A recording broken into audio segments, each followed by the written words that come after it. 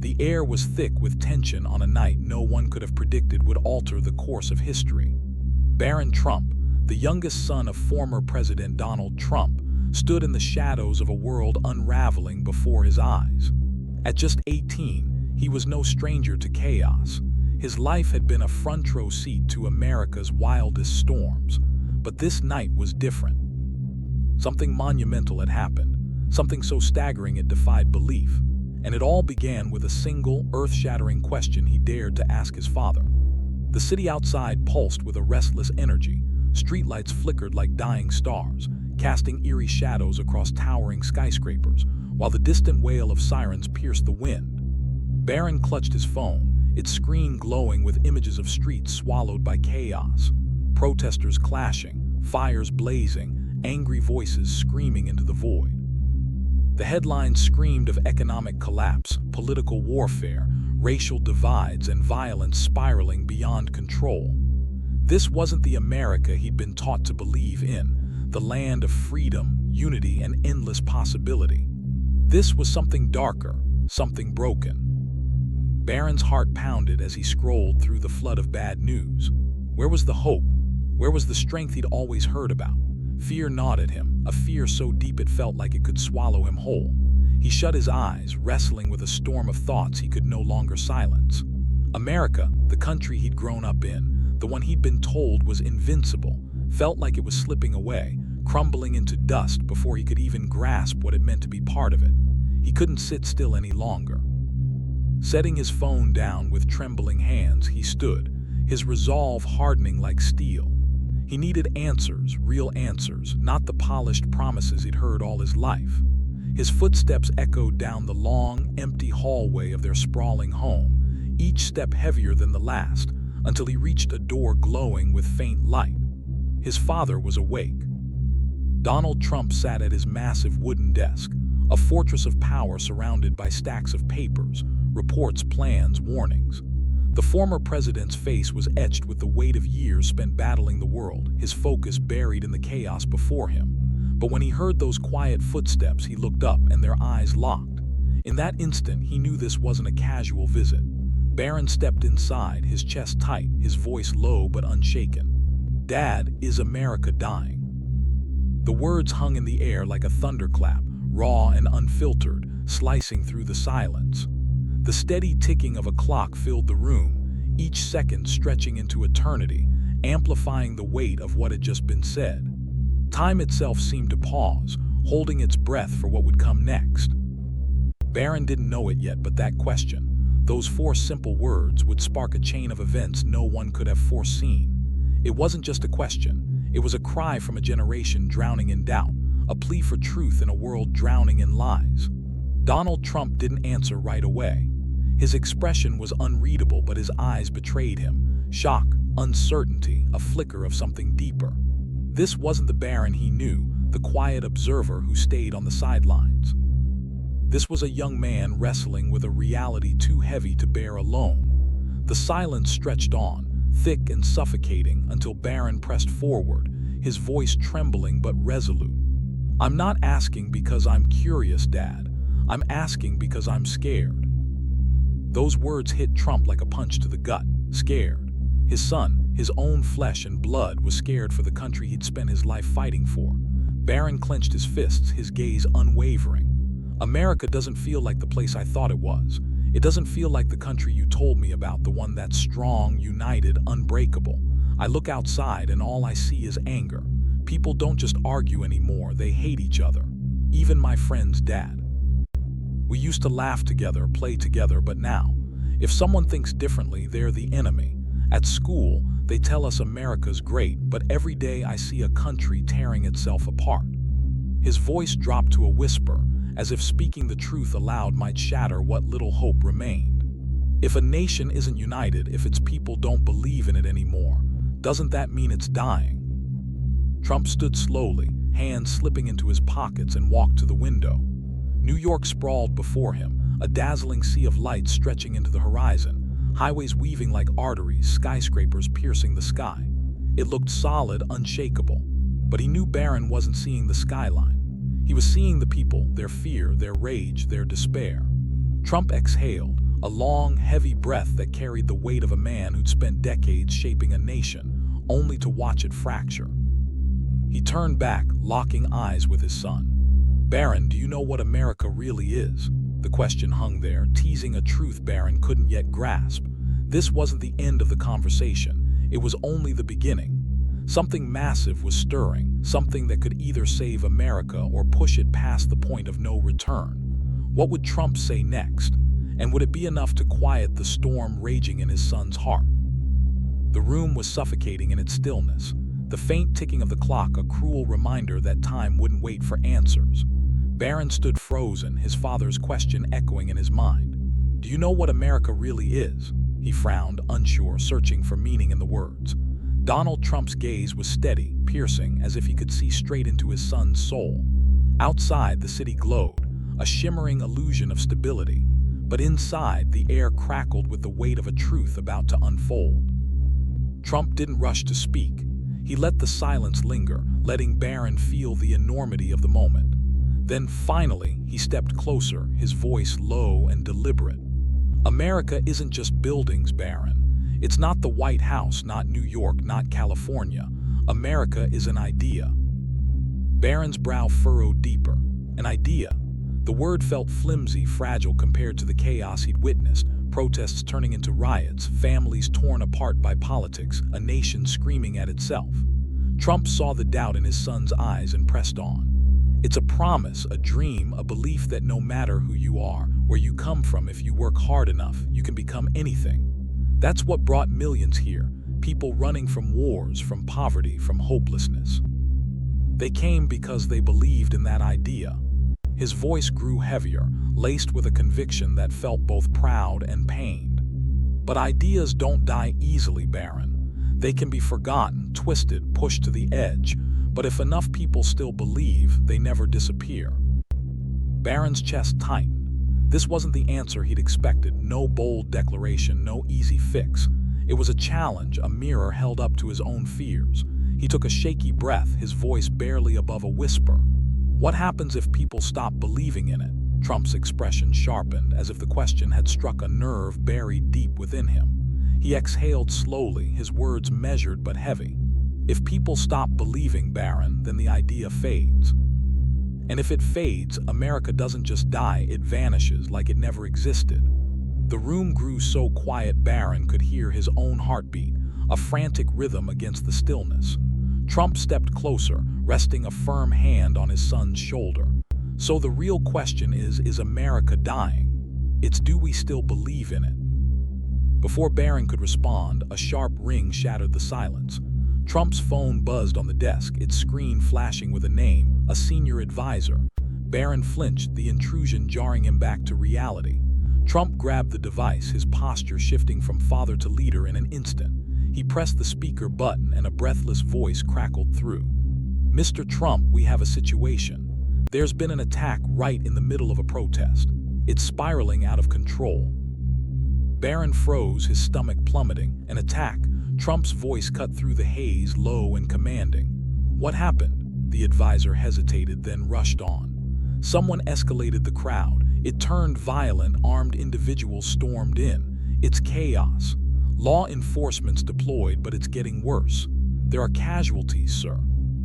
The word casualties hit Barron like a freight train. His hands clenched into fists, nails digging into his palms. Was this what he'd feared all along, the proof that America was beyond saving? Trump's eyes narrowed, his voice steady but cold. "Who's behind it?" A pause, then the advisor spoke cautiously.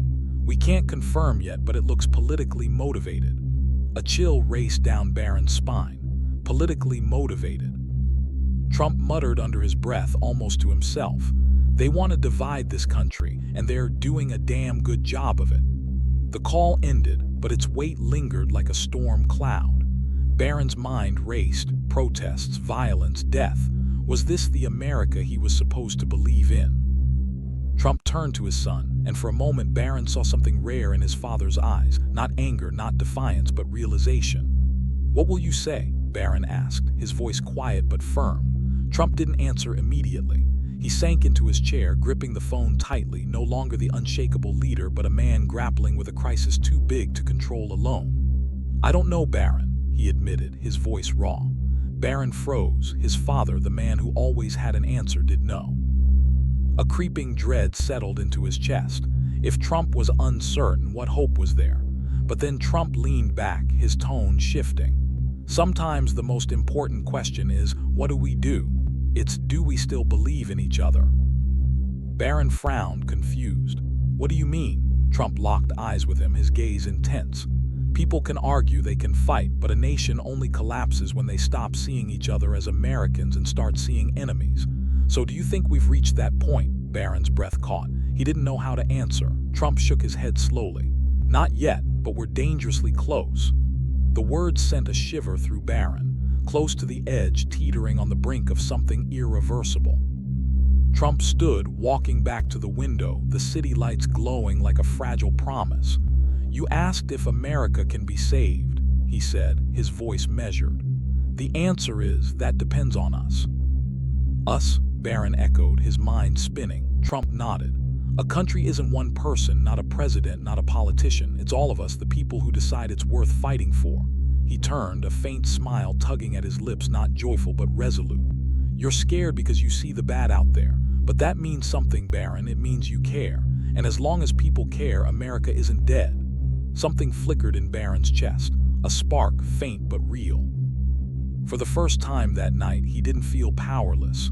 But one question still gnawed at him, one he couldn't shake.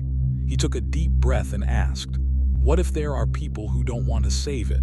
What if they want to tear it down? Trump's expression darkened, his silence heavier than ever. Before he could respond, a voice cut through the room. That's a damn good question. Barron spun around, startled. His mother, Melania, stood in the doorway, her presence quiet but commanding. She hadn't been there moments ago. How long had she been listening? Her eyes locked onto Barron's, warm yet piercing, and he knew she'd heard everything. She stepped inside, her voice soft but firm. Barron, you're not wrong to be worried. But worry isn't weakness, it's a sign you care. The room held its breath, waiting for what she'd say next. This wasn't just a family moment anymore.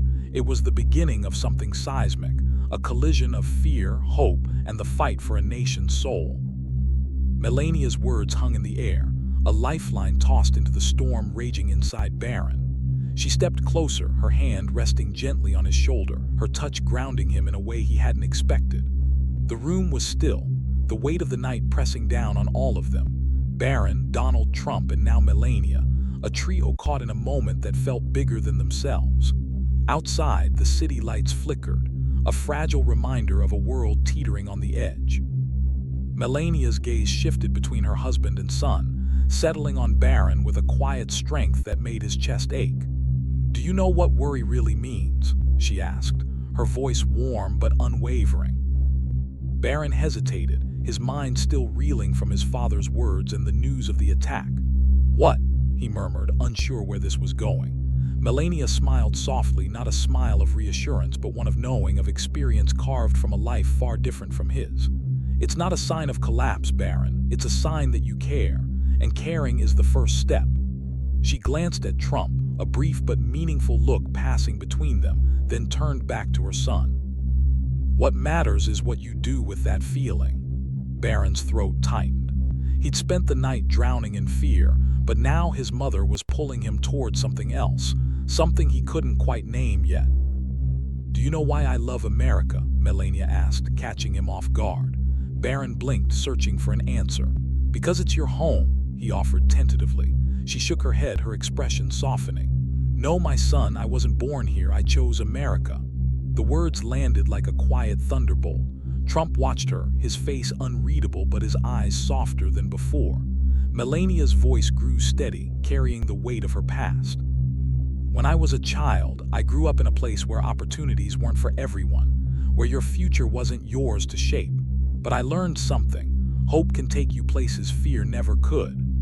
Barron stared at her, her words sinking in. She wasn't just talking about herself. She was talking about the millions who'd crossed oceans, borders, and wars to chase that same hope.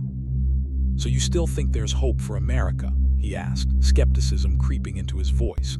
Melania nodded, unflinching. America isn't perfect, Barron. It never has been.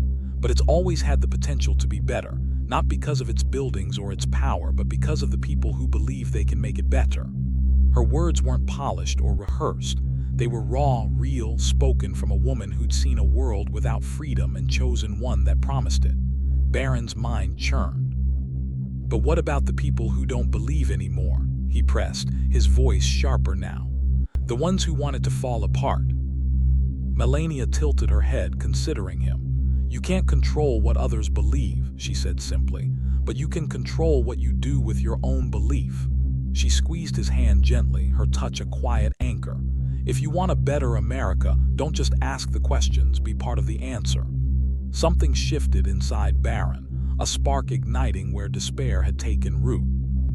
He wasn't sure he had all the answers, but for the first time he felt like he had something to hold on to, a purpose, a reason to keep going. Trump studied his wife and son, then gave a slow nod. "She's right," he murmured. "America, never been perfect, but it can be better if we fight for it." The moment was interrupted by a sharp knock at the door. Barron's head snapped toward the sound, the air growing heavy again. The door opened and Ivanka stepped in, her face etched with urgency. She clutched her phone, its screen glowing with a breaking news alert. Trump frowned. "What is it?" Ivanka took a deep breath, her words slow and deliberate. "It's worse than we thought. The violence is escalating." She hesitated, her eyes locking with her father's. "And they're blaming you." Silence crashed over the room like a wave. Barron's heart sank, a cold dread pooling in his stomach. Blaming his father. Trump didn't flinch, but his sigh was deep, weary, a sound Barron had never heard from him before. "I know," Trump said quietly. Barron's eyes widened. "You know," he repeated, confusion swirling in his chest. Trump nodded, his gaze drifting to the window. "I fought for America the way I thought was right, but I've made mistakes." The admission hung there, raw and unguarded. Barron had never heard his father say those words, not in public, not in private. Trump turned back, his voice softening with a rare sincerity. "I thought strength was enough. If I stood my ground, if I pushed hard enough, I could fix it all. But a country can't survive on strength alone. It needs trust." Barron's breath hitched. This wasn't the Trump the world knew, the brash, unyielding leader. This was a man facing his own limits, his own regrets. Ivanka spoke gently, breaking the silence. "So what are you going to do now?" Trump looked at her, then at Barron. "I won't let America collapse because of my mistakes, but I can't fix it alone." "Then who will?" Barron asked, his voice trembling with the weight of the question. Trump's lips curved into a small, tired smile. "The ones who still believe." Barron's chest tightened. He'd come searching for answers, fearing America was lost, but now he saw it. America only dies if people let it. His father wasn't perfect, but he was still fighting. Maybe Barron could too. Then Ivanka's phone buzzed again. She glanced at the screen and her face went pale. The room thickened with tension. "Dad," she said, her voice shaking, "you need to speak. Now." Trump's eyes narrowed. "Speak." Ivanka nodded, urgency lacing her words. "Things are spiraling, the country waiting for someone to step up, and they want it to be you." Barron tensed. He'd seen his father speak 1,000 times, but this was different. This time, America wasn't just listening, it was begging for something to hold on to. Trump stood, hands bracing against the desk, his mind racing.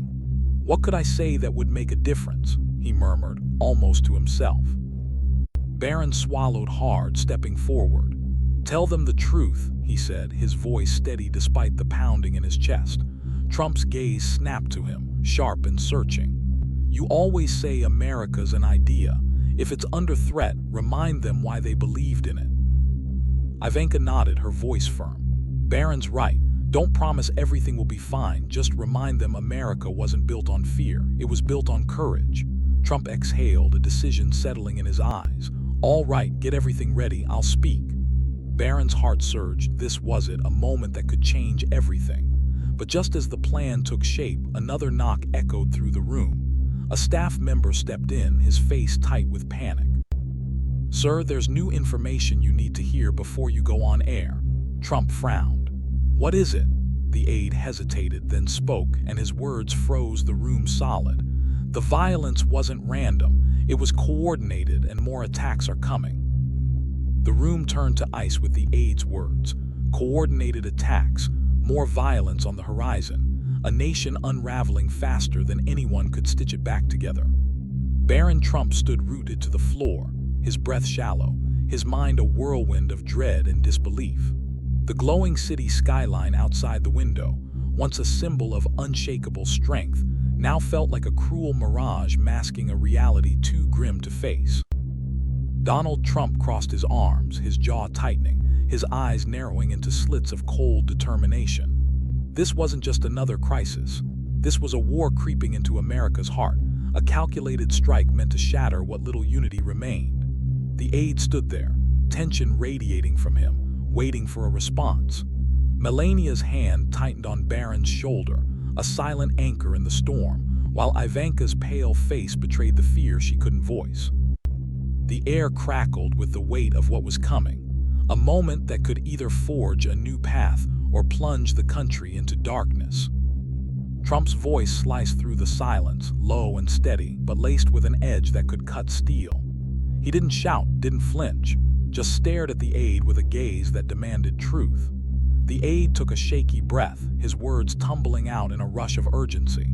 Reports were flooding in extremist groups, shadowy figures exploiting the protests, turning anger into bloodshed. It wasn't just chaos anymore. It was orchestrated, deliberate, a chess move designed to push America past the point of no return. The aide's voice faltered as he added the final blow. Intelligence suggested more strikes were imminent, targeting cities already on edge, ready to ignite like dry tinder under a match. Barron's stomach churned, a sickening wave of nausea rising as he pictured the scenes, screams, smoke, lives torn apart. Was this what he'd sensed all along? The death throes of the America he'd known. Trump's fists clenched, knuckles whitening, but his face remained a mask of control. He'd faced crises before, economic crashes, political firestorms, global threats, but this was different. This was personal, a direct assault on the nation he'd sworn to protect, and now his son stood beside him, eyes wide with a fear Trump couldn't erase. Barron's mind raced, replaying the night's revelations, his father's admission of mistakes, his mother's quiet strength, the fragile hope they dangled before him.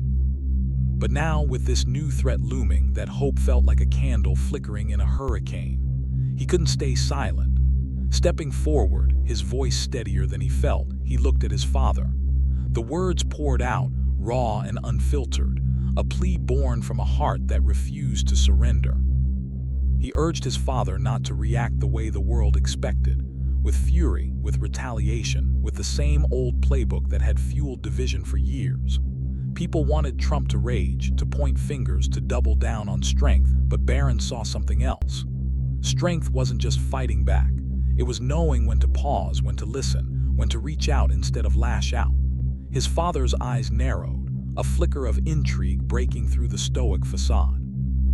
Barron pressed on, his heart hammering against his ribs, every word a desperate bid to pull America back from the abyss. He spoke of reminding people why they'd once loved this country, not through blame or bravado, but through hope, through the promise that had drawn millions to its shores. His voice trembled but held firm, a young man stepping into a role he hadn't asked for but couldn't avoid.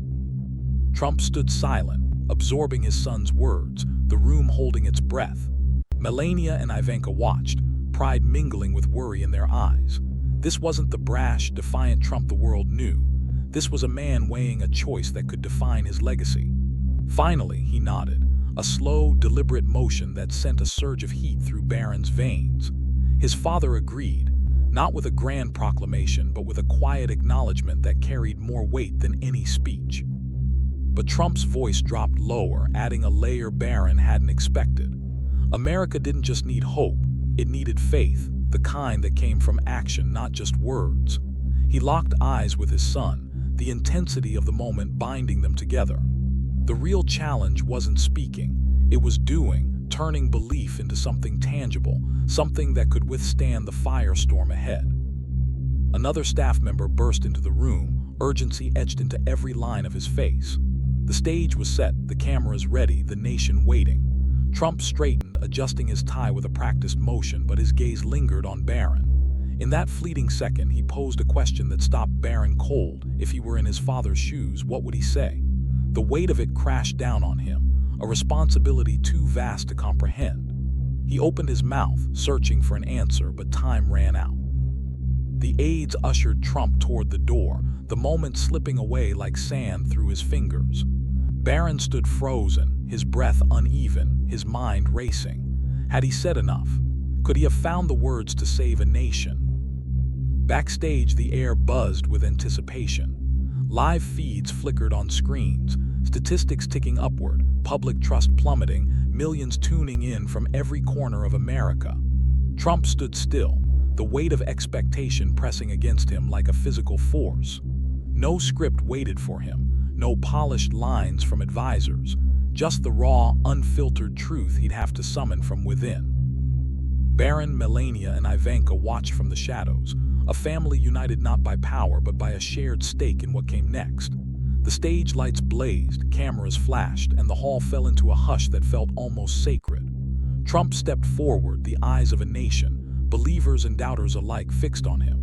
He scanned the crowd, meeting their gazes, then leaned into the microphone. His voice rang out, steady and clear, cutting through the silence like a blade. He began with Barron's question, the one that had shaken him to his core. Was America dying? The room held its breath, the weight of those words sinking into every heart. He didn't flinch, didn't sugarcoat. America wasn't dead, he said, but it was hurting, bleeding from wounds of division, fear, and mistrust. If nothing changed, it could die. The crowd stirred, a ripple of unease spreading through the sea of faces. But he wasn't there to stoke fear. He was there to awaken something deeper. America, he declared, wasn't built on anger or perfection. It was built on hope, on the stubborn refusal to give up, even when the odds seemed impossible. He stripped away the politician's mask, standing not as a former president, but as a citizen, a father, an American pleading for a second chance. The words flowed from him, unscripted and raw, each one a thread pulling at the fabric of a fractured nation. He couldn't save America alone, no one could. But if people chose to reject fear, to listen instead of scream, to seek truth over division, then America wouldn't just survive, it would rise stronger than ever. The air shifted, a quiet electricity building as his voice carried beyond the hall into homes, cafes, and streets across the country. He stepped back, the applause starting soft, then swelling into a roar that shook the walls. Barron clenched his fists, his eyes burning with a mix of awe and relief. His father had listened, had taken his words and turned them into a lifeline. But as Trump walked off stage, one question lingered. Would it be enough? The echo of applause still thundered in Barron's ears as Donald Trump stepped backstage, his face a mask of quiet resolve. The speech had ended, but its impact was just beginning, rippling outward like a stone dropped into a restless sea. Barron stood there, heart pounding, a surge of emotion swelling in his chest, pride, fear, hope, all tangled together in a knot he couldn't unravel. His father placed a firm hand on his shoulder, the weight of it grounding him. No words passed between them, but the look in Trump's eyes said everything. This wasn't just his moment, it was theirs. Melania and Ivanka stood nearby, their presence a silent pillar of strength, a family bound by a night that had rewritten their story. Outside, the city lights glowed, oblivious to the seismic shift unfolding within its borders. Across America, screens flickered with Trump's words, replayed endlessly on news channels, dissected on social media, whispered in quiet corners. In a small-town diner, a man set down his coffee, staring at the TV as the speech looped. He voted against Trump years ago, written him off as a relic of division, but tonight something stirred, a flicker of recognition, a memory of what America once meant to him. In a crowded subway, a woman watched the clip on her phone, tears welling as she remembered her parents, stories of fleeing war for a chance at this dream. On a college campus, students gathered around a laptop, pausing their usual debates to listen, not to argue, but to feel the weight of a call that transcended politics. The speech wasn't a cure. It didn't erase the violence, the anger, the mistrust, but it cracked open a door that had been bolted shut for too long. Barron sat alone in his room later that night, the glow of the skyline spilling through his window. His phone buzzed relentlessly, messages from friends, alerts from news apps, a flood of reactions he couldn't keep up with. One caught his eye, a text from an old friend he'd fallen out with over politics months ago. "Watched your dad's speech. Maybe I was wrong about some things. Can we talk?" Barron stared at the words, a small smile tugging at his lips. He typed back, fingers trembling with a mix of nerves and relief. "Yeah, let's talk. We've got a lot to figure out." He set the phone down, exhaling a breath he hadn't realized he'd been holding. Change didn't come from one night, one speech. It came from moments like this, small sparks of connection in a world that had forgotten how to listen. But the night wasn't over. A knock jolted him from his thoughts, sharp and unexpected. He crossed the room, heart racing, and opened the door. Standing there in a dark suit with a calm but serious demeanor was Barack Obama. Barron froze, his mind scrambling to process the sight. This was the man his father had battled for years, a rival etched into the history books, and yet here he was, stepping into their home as if the past had been swept away. Trump approached from behind, his own surprise flickering briefly before settling into curiosity. Obama nodded, his voice deep and measured. "We need to talk." The air thickened, the weight of this encounter sinking in. Two giants, once locked in opposition, now face to face in a moment that defied everything Barron had ever known. They moved to the living room, no cameras, no fanfare, just three men in a conversation that could shift the nation's course. Obama studied Trump, his sharp eyes cutting through the silence. "I heard your speech tonight," he said, his tone even but carrying an undercurrent of respect. Trump nodded, weighting his guard up but not impenetrable. Obama's lips curved into a faint smile, a rare warmth breaking through. "For the first time in a long while, I saw something we've been missing." Barron leaned forward, pulse quickening. "What?" he asked, unable to stay silent. Obama turned to him, his expression softening. "Faith." The word hung there, simple yet profound, a bridge between past and present. Trump crossed his arms, skepticism flickering in his gaze. He knew Obama wasn't here for flattery, there was more to this. Obama leaned forward, elbows resting on his knees, his voice dropping with urgency. "It's not about what I want or what you want. It's about what America needs." Barron watched, breath held, as two men who'd once defined division sat side by side, wrestling with the same fear, that America couldn't survive if it kept tearing itself apart. Obama's gaze locked with Trump, unflinching. "We've disagreed on everything, but we both know this. If this country keeps fracturing, it's over." Trump didn't argue, didn't deflect. He met Obama's stare, a silent acknowledgement passing between them, a recognition of a shared burden. The handshake came next, firm and deliberate, a gesture that carried the weight of years, rivalry, conflict, and now a fragile truce. Barron's chest tightened, his mind reeling at the sight. This wasn't just a meeting, it was a moment history would cling to, a pivot point that could either heal or fracture further. Trump spoke first, his voice low but resolute. "A handshake doesn't change everything." Obama nodded. "I know." Ivanka broke the silence, her question cutting through the tension. "So what happens now?" All eyes turned to Trump, the decision resting on his shoulders. He sank into a chair, fists tightening, his mind racing between two paths: fight the old way, unyielding and fierce, or forge a new one, rooted in unity and sacrifice. He took a deep breath, the choice settling into his bones. "I can't change the past," he said slowly, his voice rough with the weight of it, "but I can decide where America goes from here." He looked at Obama, then at Barron. "I won't back down, but I won't let this country collapse under anyone's ego, mine included." Obama nodded, a quiet approval in his eyes. Melania squeezed Barron's shoulder, her voice soft but firm. "Do you understand now?" Barron swallowed, the lesson sinking in. America's strength wasn't in never falling, it was in rising again, learning from the ashes. Trump stood, adjusting his tie, and turned back one last time. "This isn't just my fight, it's ours. And if we don't face it together, no one wins." The room held its breath as Trump and Obama stepped away, their silhouettes fading into the hallway. Barron sat back, a faint smile breaking through the exhaustion. For the first time, he wasn't afraid, not because the danger was gone, but because he saw a path forward. Was this the dawn of something new, or just a fleeting calm before a greater storm? The answer wasn't clear, but one thing was.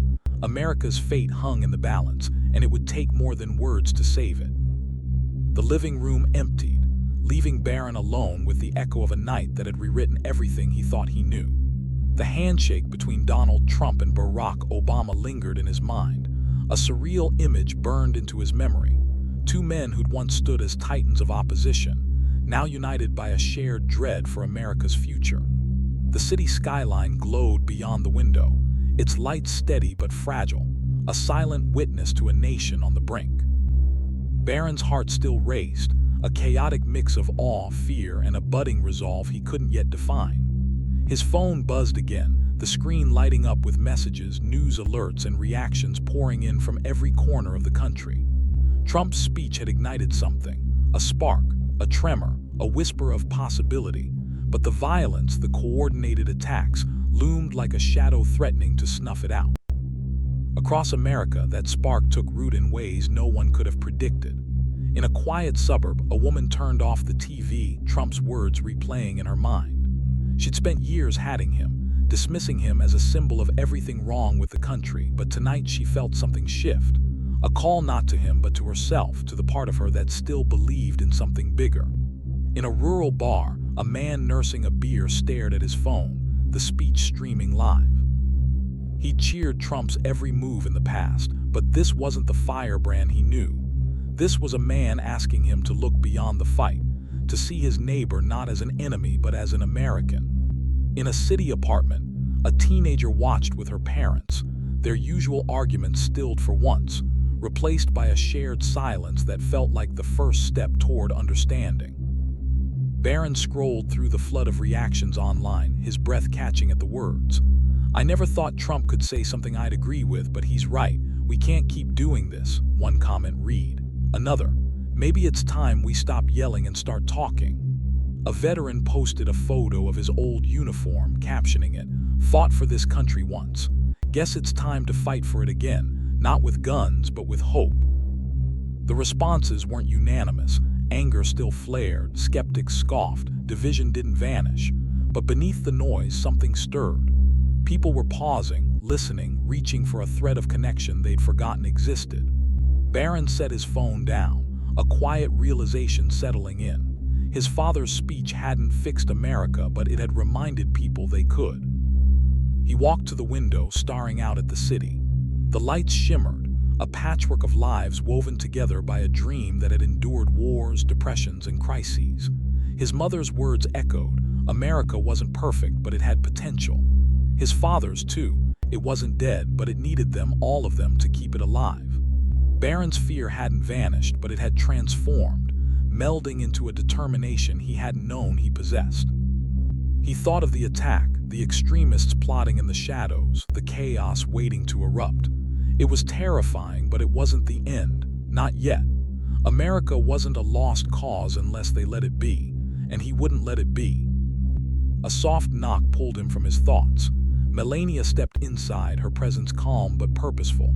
She didn't speak at first, just stood beside him, gazing at the skyline. Finally, she broke the silence, her voice gentle but firm. "You're still worried?" It wasn't a question, she knew him too well. Barron nodded, his throat tight. "I am, but it's different now." She tilted her head, waiting. He took a breath, the words spilling out.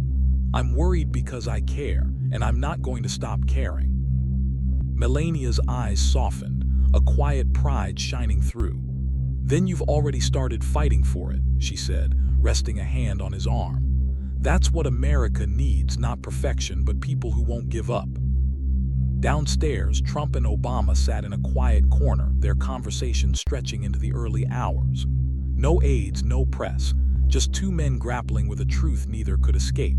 America's survival depended on more than one voice, one vision. Trump leaned back, exhaustion etched into his features, but his resolve unshaken. Obama spoke of faith, not in institutions, but in people, in their capacity to rise above the fray. Trump nodded, adding his own truth. Faith without action was hollow, a prayer without hands to build it. They didn't agree on everything, but they agreed on this. Division was the enemy, and unity, however fragile, was the only weapon left. The handshake hadn't erased their past, but it had forged a bridge, a tentative step towards something greater. Morning broke over the city, a pale light creeping across the horizon. News reports buzzed with updates. The violence had slowed, law enforcement gaining ground, but the threat of more attacks lingered like a storm on the edge of the sky. Trump's speech dominated headlines, analysts scrambling to decode its impact. Some called it a desperate plea, others a masterstroke, but the people felt it, a shift, subtle but real. In a small cafe, two strangers sat across from each other, political pins on their jackets clashing. But instead of arguing, they talked, haltingly at first, then with a quiet resolve to understand. At a school, a teacher replayed the speech for her class, asking not for opinions but for dreams. What did they want America to be? The answers came slowly, then poured out: fairness, freedom, a chance for everyone. Barron joined his family for breakfast, the weight of the night still heavy but shared now, a burden carried together. Trump looked at him, a rare softness in his gaze. "You helped me find the right words," he said, his voice gruff but genuine. Barron shook his head. "You made them matter." Ivanka smiled, adding, "It's not over, but it's a start." Melania nodded, her quiet strength tying them together. The road ahead was uncertain. Extremists still plotted, division still simmered, trust still hung by a thread. But for the first time, Barron felt part of something bigger. He wasn't just a bystander anymore. He was a voice, a choice, a piece of the fight. Days passed and the ripple grew. Protests shifted. Less violence, more dialogue, voices demanding change but reaching for common ground. Online, forums buzzed with debates, but insults gave way to questions, to stories of why people still believed. A veteran organized a community meeting, not to rally for one side but to rebuild a park, a small act of unity that drew dozens, then hundreds. A musician wrote a song inspired by the speech, its lyrics raw and hopeful, climbing the charts as millions sang along. Barron watched it unfold, his phone a window to a nation stirring awake. His friend met him for coffee, their old rift forgotten over shared fears and fragile dreams. "Maybe we can fix this," the friend said, and Barron nodded. "Maybe we have to." The threats didn't vanish. Intelligence warned of more plots, shadows moving in the dark, but the response changed. Leaders across party lines, spurred by Trump and Obama's unlikely truce, began talks not for power but for stability. Communities banded together, not out of naivety but necessity, refusing to let fear win. Barron sat with his family one evening, the TV replaying his father's words. Trump turned to him, a question in his eyes. "Do you think it's enough?" Barron thought of the diner, the school, the veteran, the friend, small sparks lighting up the dark. "It's not enough yet," he said, his voice steady. "But it's a beginning." America wasn't healed. Its wounds ran deep, its future uncertain. But it wasn't dead, not while people cared, not while they fought, not while they remembered why it mattered. Barron looked out at the skyline once more, its lights brighter now, a promise not of perfection but of potential. This was his story, but it was theirs too, a nation hanging in the balance, waiting for its people to decide its fate. The question lingered, not just for him, but for everyone.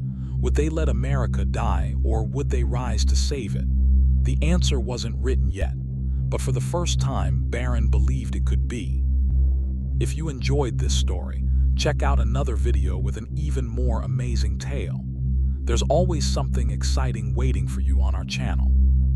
And don't forget, more wonderful stories are coming soon. Hit the subscribe button so you won't miss out on any of our upcoming adventures.